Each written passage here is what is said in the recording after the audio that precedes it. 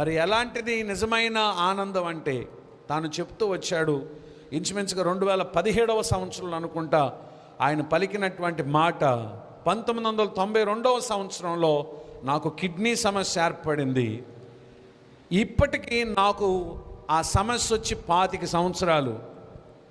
నాలో ఈ బాధను నేను పెట్టుకుని 25 సంవత్సరాలు అయినా నా ముఖంలో ఎప్పుడు నవ్వు ఆగలేదు అన్నాడు ఆయన. దేవునికి స్తోత్ర.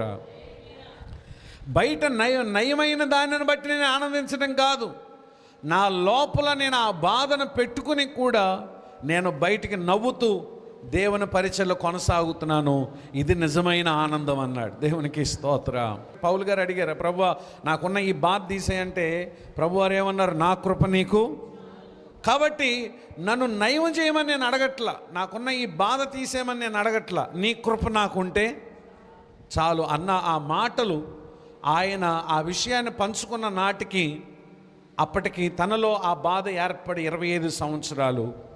ఆ 25 సంవత్సరాలు మాత్రమే కాకుండా ఇంచుమించుగా అదొక 25, ఈ ఒక దగ్గర ఈ యొక్క 8 సంవత్సరాలు, ఎంత 7 సంవత్సరాల 25 + 8 32 సంవత్సరాలు ఇంచుమించుగా ఆయన అది లోపల బాధను కలిగి కూడా రక్షణ టీవీలో ఎన్నో మార్లు మాట్లాడటం చాలామంది చూశారు.